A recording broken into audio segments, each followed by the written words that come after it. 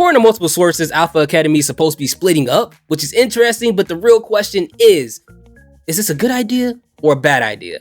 I'm gonna give you guys my thoughts on this. Now, before we get started, go ahead and hit that subscribe button and the bell next to it to get an update every time I upload a video. All right, so let's get into this. So according to multiple sources, they're going to split up, but the only thing that's keeping them on the fence is Gable and Otis's long-lasting friendship, the relationship. That's what's been keeping them on the fence about this whole thing. Now, the first thing that came to mind when I thought about this, I was like, oh no, it's the Vince McMahon era all over again. You know, remember when Vince, like the past 5 years, he's had this weird obsession of finding tag teams and stables and destroying it. He's like, hey, you guys a tag team?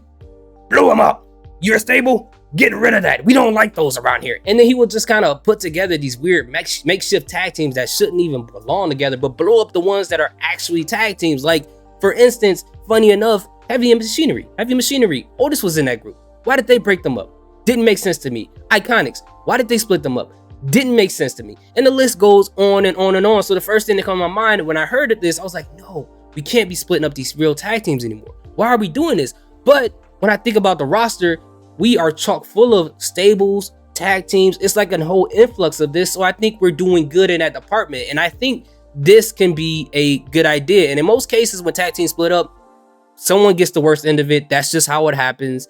But I think this one, it may be good for the both of them. Now, personally, for me, I always felt like that Chad Gable has never gotten a fair chance of being a singles competitor or an actual real push of doing so because he spent majority of his career in WWE in some tag team. Like, he started off, obviously, with American Alpha, which I loved them in NXT. Like, they were amazing. And unfortunately, Jason Jordan suffered the injury where he cannot wrestle anymore. Hopefully, he's doing okay. But it would have been amazing to see them as a tag team right now and still wrestling, or just to see what could have came out of that tag team. Then eventually he became a part of a tag team with Shelton Benjamin. Somewhere down the line, he came back out as something ridiculous as Shorty G, which looked like a product of Kurt Angle and Enzo Amore if they did the fusion dance.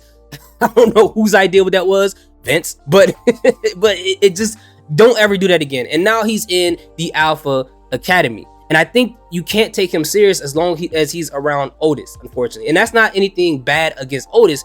I just think that if you have a tag team and then one half of it's super goofy and you have to kind of have some type of chemistry with that person, so you kind of have to kind of sway into that goofy side, which I think Chad Gable needs to be a little bit more serious. I feel like, in my personal opinion, because I think he's amazing in the ring. I think he's very underrated in the ring. I know people say that in passing, but I really believe that people just overlook it. Like his match with Seth Rollins a couple weeks ago on Raw, I thought it was a really good match, and I just showed his potential. He is very athletic, which is strange that it took us this long to even get the idea of pushing him.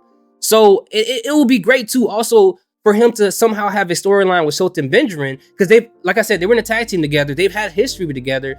They had a match against each other in King of the Ring years ago, which personally for me, I thought it was okay, but I think they could put on a better match now, especially with Chad Gable being more seasoned and Shelton Benjamin. He's amazing. He's fantastic. We all know he's probably one of the most underrated wrestlers in WWE history. And my personal opinion, and I think most of you guys share that same opinion, but I think that they can have a fantastic storyline. They have history, and they can swing around and have some type of match at a pay-per-view, maybe at the next WrestleMania. I don't know if WWE want to go WWE style, and I'm sure some people don't want to see this. If Chad Gable gets in a match with Kurt Angle, that could be another thing as well. But I'm looking more so towards Shelton Benjamin and some good storyline between these two. I think they can really do it. I believe in these writers. If you get the same people who were on the Bloodline story to write this story between these two, hey man, that's gonna be A1, no steak. But speaking of steaks, when it comes to Otis, he is this goofy character. He's very entertaining, and I think that's where he thrives at. And him being a part of the Maximum Male Models, some people may not like it, some people may like it. To me, it's an interesting thing to do because you got this guy, they're gonna be telling him he's beautiful, he's gorgeous, he's gonna turn into this plus size model. As long as they don't take it too far, and going to like doing like stuff like Vince McMahon would do. Like Vince just makes stuff weird for some reason. But as long as they stay within that comedic realm and make him like, this model where he realizes who he is and he's like super fancy and he's acting like he's better than people, I think it will be funny.